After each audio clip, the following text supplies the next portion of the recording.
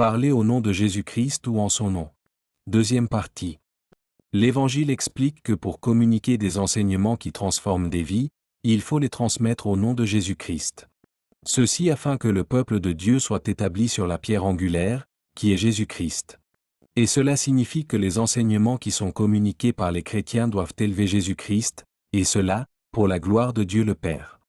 Parce qu'il ne faut pas ignorer que c'est seulement lorsque la parole est loin du Saint-Esprit qu'elle peut emmener les chrétiens à mourir à eux-mêmes et permettre ainsi de perdre notre vie, dans le but, bien sûr, de ressusciter en Christ.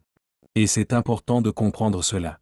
Parce qu'il n'y a rien de commun entre un enseignement qui vient d'une compréhension intellectuelle et un enseignement qui est communiqué par quelqu'un qui a livré sa vie à Jésus-Christ. Donc, lorsque nous écoutons quelqu'un, il faut impérativement s'assurer que ce qui émane de lui soit bien sous l'inspiration du Saint-Esprit.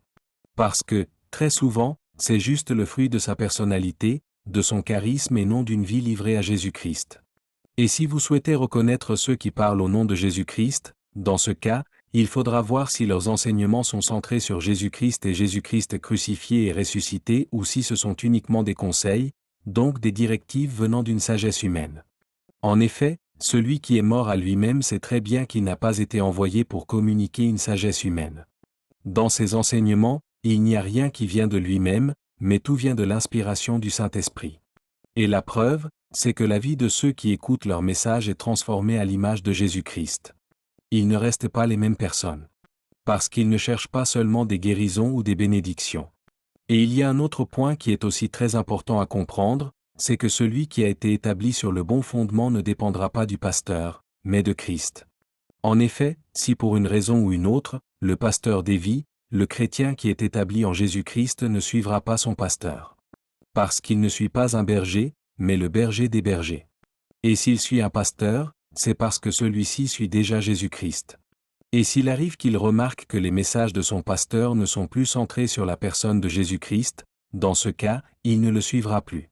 Comme disait l'apôtre Paul, si jamais quelqu'un venait vous apporter, sous le nom d'évangile, un message différent de celui que nous vous avons prêché, qu'il tombe sous le coup du châtiment divin.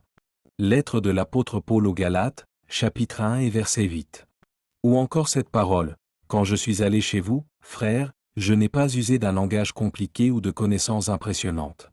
Car j'avais décidé de ne rien savoir d'autre, durant mon séjour parmi vous, que Jésus-Christ, plus précisément, Jésus-Christ crucifié.